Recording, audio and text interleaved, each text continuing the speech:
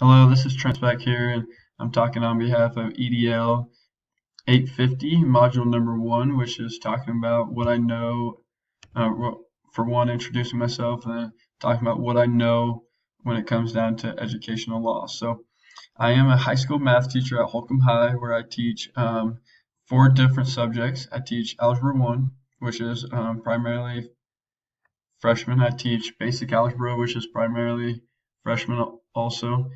Then I teach transition algebra, which is juniors. And then last but not least, I teach personal finance, which is probably my favorite class to teach. Is about saving and investing, budgeting, etc. Dave Ramsey, curriculum, and is very essential to our high school seniors, as they are all seniors. It's a senior-led class and very good class. So a little background information about me: went to Dodge City Community College on a golf scholarship, transferred to Ashford University in Clinton, Iowa. This is me right here in the middle. That was my freshman year.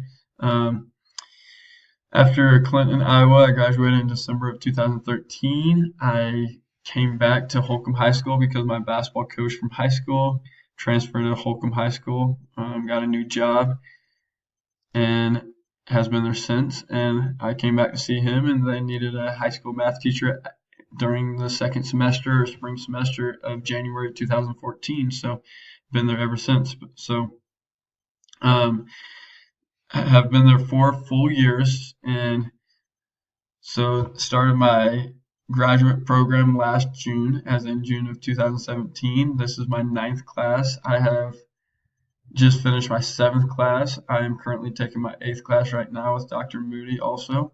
And this is my ninth class. I'm beginning with Dr. Moody, not ninth class with Dr. Moody, but ninth class for the graduate program. So excited to learn about educational law 850. So a little bit also about myself is I'm not hugely involved on curriculums and different clubs and meetings and stuff like that, but I have been very involved with coaching. First 2 years, coached girls volleyball.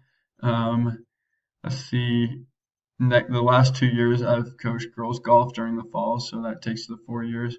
Coached 1 year of girls basketball, and then 4 years I've done boys basketball. So there was 1 year where I doubled up girls junior high basketball, and then 1 year where I did high school basketball. So been pretty successful being a C team coach for my old coach, so that's pretty cool. But a little bit about the demographics and work about the school is this is my classroom right here. I have pod style. Sometimes I go back and forth with individual rows. I kind of change it up.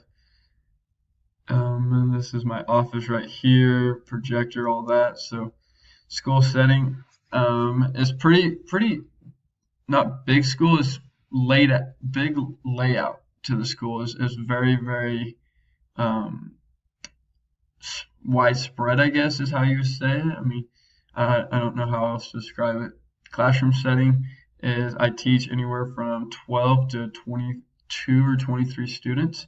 Demographics about the school is socioeconomic. We're pretty successful or pretty good when it comes down to race or stuff like that. I think we're about 60% Caucasian, 60, 65, somewhere there.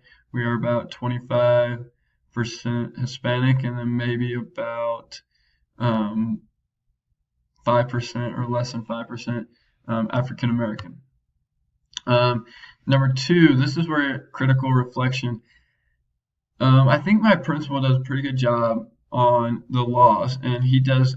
We have a handbook every year, and we go through it and make sure we understand what's appropriate and what's not. And he does a good job of keeping it updated. The superintendent does a great job of keeping it updated also. We always have these videos, and that's kind of our learning to make sure that we're on the right plan when it comes to anywhere from food allergies to sexual harassment to bullying to fire extinguishers, stuff like that. And she assigns them like during August, and we have maybe a month and a half to finish them or complete them, and then she'll give us the second round maybe mid-October, and we have until December to complete them. So that's kind of our learning, making sure that we're tidy up, or we're tidy on our laws and regulations and stuff like that. So school board, if we have a problem, we have a chain of command. You go to your principal and the superintendent, and then that's when it's taken to the school board. So when it comes to me and my knowledge is I feel I'm pretty confident when it comes to IEPs and 504 plans and ESL students. When I was doing my student teaching, we had one class individual where it was primarily focused on understanding IEPs and 504s, and I think that's important. That's a big part of education law, I believe, is understanding that. When it comes down to just everyday law, if you ask me a law or rule, there's a good chance I might be able to guess on it, but I don't know them like the back of my hand like I probably should.